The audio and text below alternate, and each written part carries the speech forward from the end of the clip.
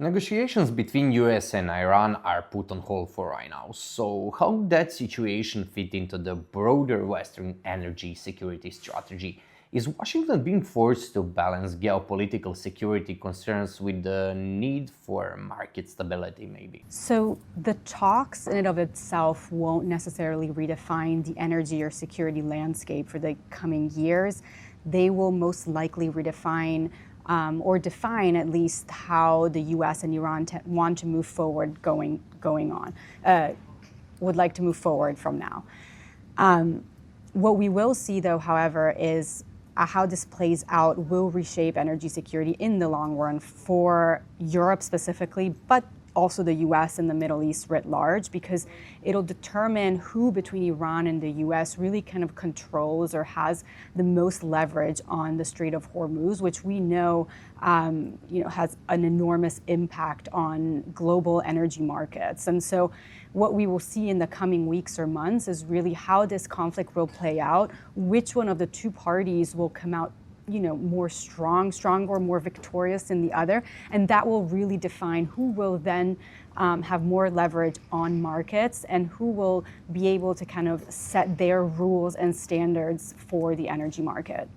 You mentioned nuclear energy. When it comes to Iran's nuclear program, how much of this is a security issue and how much is it about civilian energy needs? So it is undeniable that Iran does need nuclear energy for civilian purposes. However, over time, the US has been dealing with Iran for the past 20, 25 years, and Iran on multiple occasions has, lied about its nuclear capabilities and its objectives at home. Also, more recently, when Witkoff and Kushner spoke with the Iranian counterparts, they did offer, as part of the negotiation, an unlimited amount of fuel for civilian purposes that the U.S. would provide to the Iranians in the next how many ever years, but the Iranians still backed down and did not accept that offer. So that gives us an indication that they are looking to pursue nuclear capabilities mostly for military reasons. So if sanctions are eased and Iran oil comes back to the global market, what kind of impact could that have on the global energy balance, particularly with the prices already so high right now? This is going to really depend on how this conflict plays out and who will come out as the strategic winner, because if Iran is able to maintain this sort of leverage on the Strait of Hormuz, it's not really going to be about energy prices in general, but how Iran will want to leverage its position on the market. And so what we can expect is going to be, a closing or reopening on the strait based on what Iran is trying to extract from global actors, such as perhaps the US and Europe. Should instead the US be able to come out victorious and gain what it is that it's trying to achieve, then we can expect more so the US or the global markets going back to what we were seeing before, so more stable and less leveraged by Iran. And how sustainable is the current security architecture around the Strait of Hormuz? And are there viable alternatives to reduce global dependence on that particular checkpoint?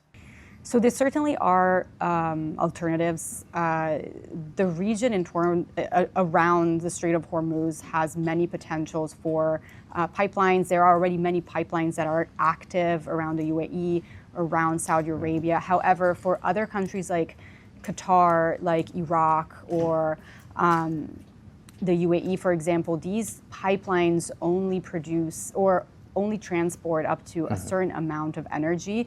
They would have to scale up massively in order to make up for that energy that passes through the Strait of Hormuz. And that will take years, if not decades, to happen. I mean, energy experts have been warning about choke points being a soft spot in the market for years at this point. And it is surprising, actually, that it's only happening now, because Iran has always been in this very strategic position to kind of have a control on the energy markets. How does this situation affect the Asian market, for example?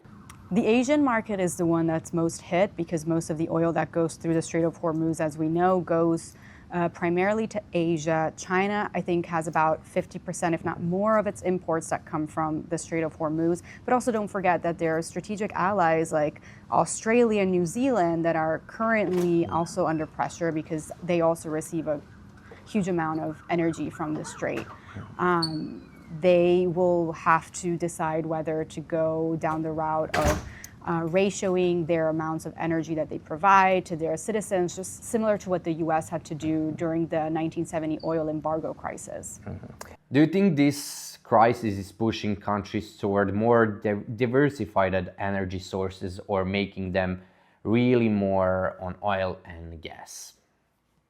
It'll definitely be an incentive for countries around the globe to diversify their energy mix.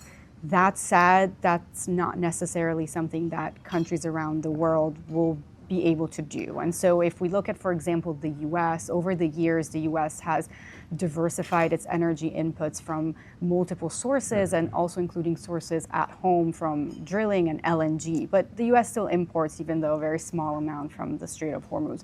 When it comes to Europe, it's a lot more difficult. Europe has very little or no natural resources when it comes to oil and gas, and so it has to import from the rest of the world, specifically the Middle East, Russia, and North Africa.